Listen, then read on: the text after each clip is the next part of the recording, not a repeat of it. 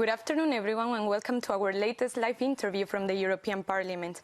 We are live on Facebook and YouTube. My name is Maria, and I'm here to discuss how the EU is planning to make its food production more independent, together with the Chair of Parliament's Committee of Agriculture, Mr. Norbert Lins. Welcome, Mr. Lins. So, good afternoon. Russia's invasion of Ukraine has seen a drop in grain and fertilizer exports from these two countries and has raised concerns over food security, right? So there is a lot to discuss in the next half an hour or so, but before we get on the way with the interview, I would like to invite our followers to send us their questions and comments, and I'll put as many as possible to my guest. So, Mr. Lins, Ukraine is known as the breadbasket for Europe, since it's a huge exporter of cereals, and together with Russia, they provide over a third of the world's wheat and barley, 17% of corn, and over 50% of sunflower oil and seeds. So, will the invasion of Ukraine spark a global food insecurity crisis? Yes, I think so. I would say clearly, yes. I just had a briefing with the FAO, with the World Food Organization, and I have really concern about food security in the world, but especially when it comes to Northern Africa, the Middle and the Far East, because they are more or less 100% dependent on exports from Ukraine and Russia, or I would say they were dependent for 100% on exports from these countries. However, the EU is one of the top providers of humanitarian food and nutrition assistance globally. So what is the EU doing to help these non-EU countries to tackle the crisis? Yeah, so I would say we as the European Union, we are not able to replace all the export coming from Ukraine and Russia. So that is there we have not that much land and not that much production, but we can replace a part of that, and that's in my view, that's our aim, and we have to do all as much as we can to guarantee a higher production than in the years before. This means that we have to use all the available arable land in the European Union. And does the war pose an immediate grave threat to food supplies of European citizens? I would say for the year 2022, I would say there we in the European Union we will not have food shortages, so that food is not available anymore. I think we will have the challenge that some products are no more available. We see that with sunflower oils. This is now replaced by olive oil, and we will see some special products which where we saw that the raw materials were exported from Ukraine or Russia. But this does not mean that, in my view, that we will face food insecurity in the European Union. But people have to replace some products they use, and they have to use different products. And so do you think that the EU will reduce its dependence on imports, for example? And if so, how would they do it? Yeah, so for the European Union, so we are dependent as well from imports from the Ukraine, and or more from the Ukraine than from Russia. But this is more when it comes to feed ingredients, so where we have to feed our animals, and there we have now the chance to as well not only produce more wheat for third countries, and especially for Northern Africa and the Far and the Middle East, but as well we have to increase our feed production, and this means that we have to increase our arable lands for protein crops, for soya and leguminoses and so on. And this is one part of the crisis measures the Commission proposed to the member states. So war on the ground in Ukraine is preventing the internal movements of goods, and particularly food, but as you also said, feed and other agriculture products. So is the European Union helping Ukraine to ensure food security there? Yes. First, when we saw the crisis measures from the European Commission, there is a new emergency support program with an amount of 330 million euros, and the Commission is very active to get the products to the Ukrainian people, but that's not that easy. Because normally we should have the possibility to establish a so-called green corridor to guarantee export from Ukraine, but imports as well from the European Union. And this is still a challenge to establish or to introduce this green corridor. And can we expect rising consumer food prices due to the Ukraine crisis?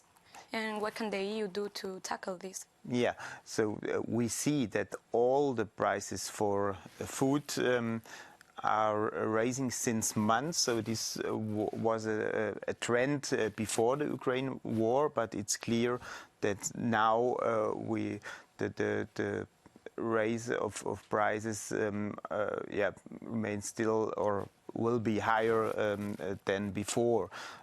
We see that with meat, we see that with corn, and this has different backgrounds. For example, the price for the ingredients for farmers are higher than before, especially the price for fertilizers. We can say more or less they are 4 times higher than 1 year before. So there you see the production costs for the farmer are much more higher than 1 year ago. Yeah, and in this sense, how is the European Union helping these farmers?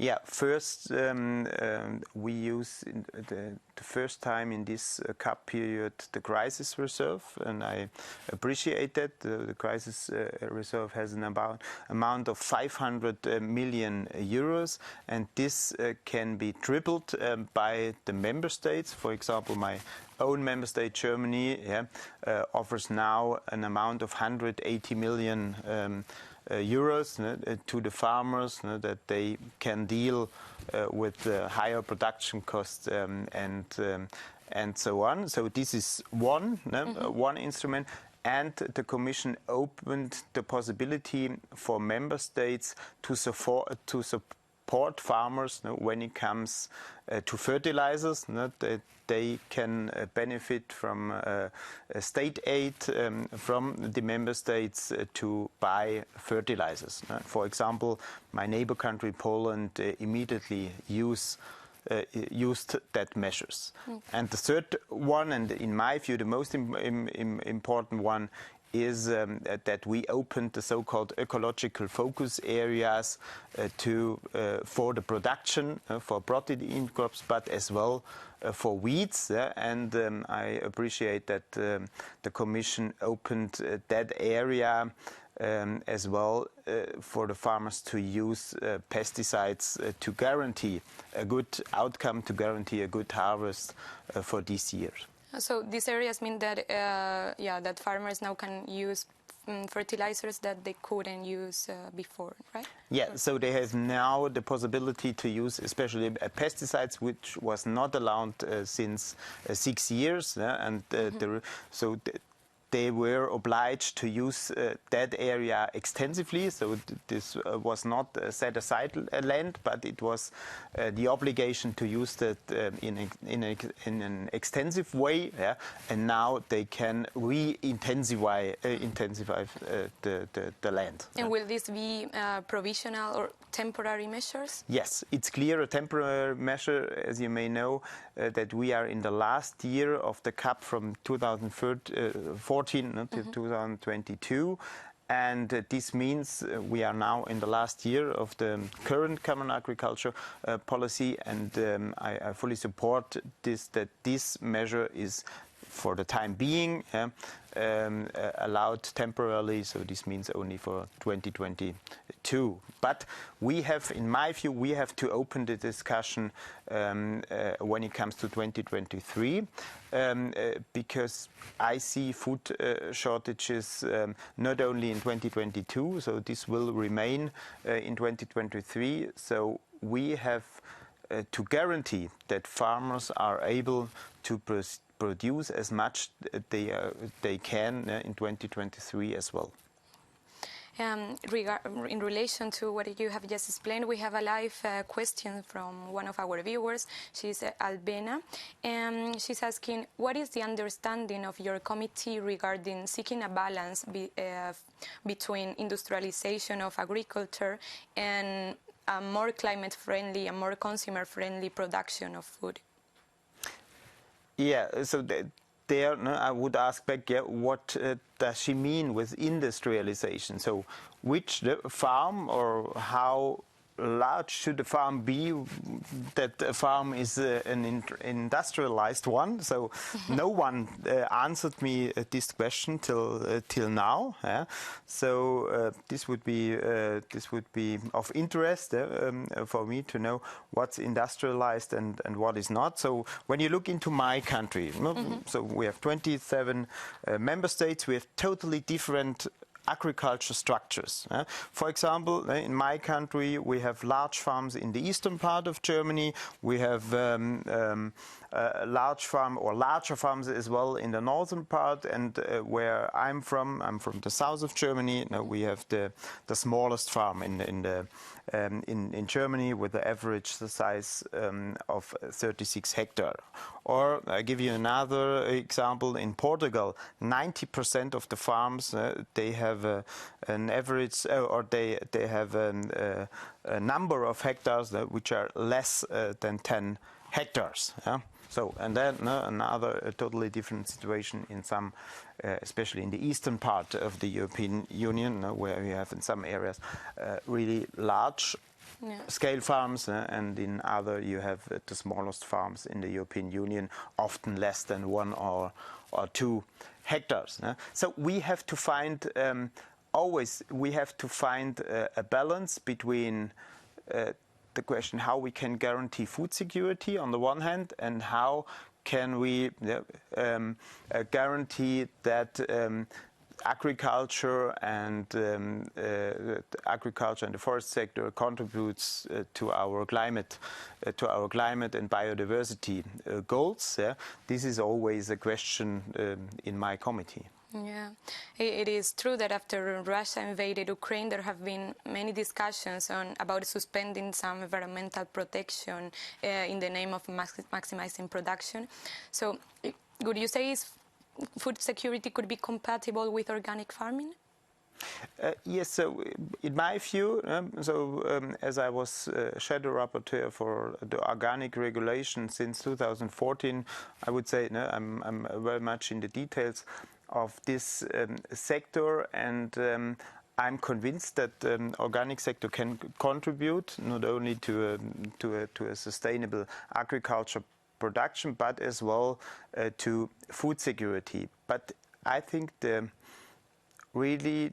challenge the organic sector is facing now, and is facing maybe more than before, is the question of productivity. I think the organic sector has to question himself how they are able to become more, or how they can guarantee a better outcome of harvests and more productivity in the sector.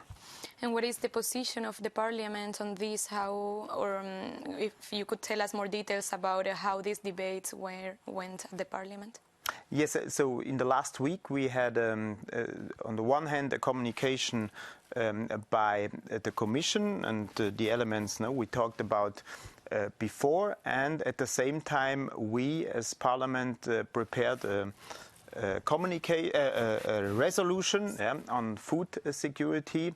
This was not on my committee level. No, this was done on the plenary level, and there we supported the Commission when it comes to the question, what is the priority now? And in my view and in the view of the majority of the Parliament, so this resolution was voted with 430 colleagues in favor, and they supported the Commission's opinion that now food security is the main priority for the European Union. Always with conditions, no? That we do not want to question the Green Deal, Farm to Fork strategy, and so on. No? Mm-hmm. But now we have to guarantee a higher production in the European Union, and in my view, no, this will remain in 2023, maybe longer.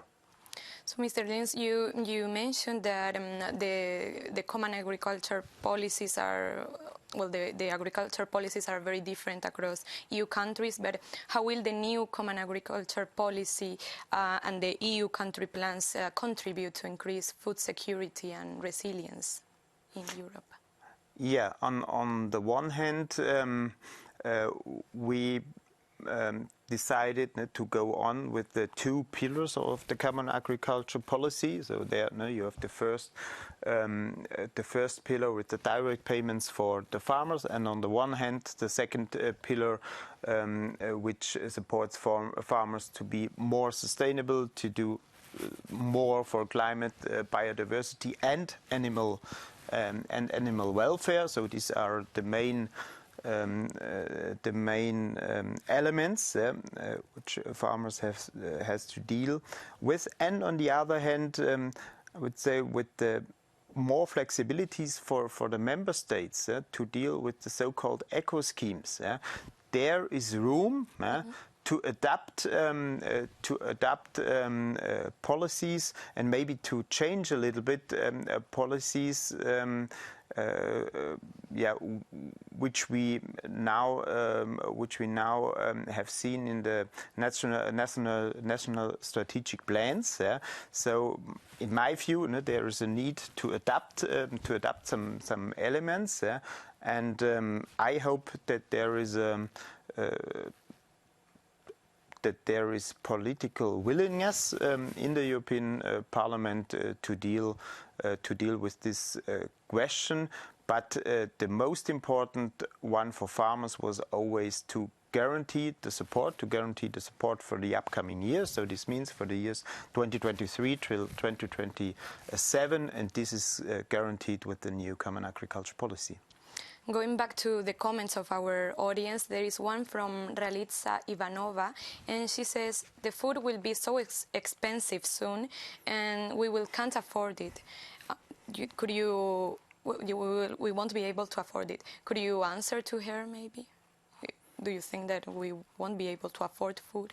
Yeah, so on the one hand, the best to avoid too high prices for food is to produce as much as we can now, because we are facing food shortages. So it's clear that this will happen, and this is clear that this has to do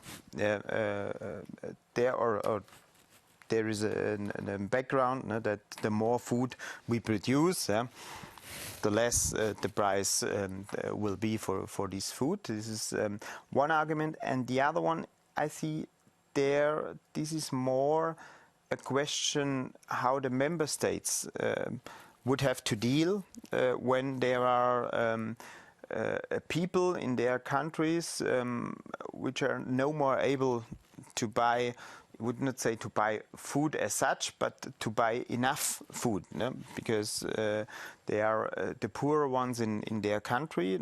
I think this is up to the member states to find elements, instruments to support the people. So what we see now or what we saw in the last days and weeks within the energy sector. There were a lot of measures taken by the member states to support people to guarantee their mobility. The taxes for diesel or for petrol and so on, they were reduced. Even there we saw state aid for heating their flats and so on. And the same maybe should be the case in a few weeks or months when it comes to food. So, Mr. Lins, let's leave it here. Thank you very, very much for your time. Thank you for joining us. And, of course, thank you to our viewers for tuning in once again. And have a good afternoon. Thank you very much.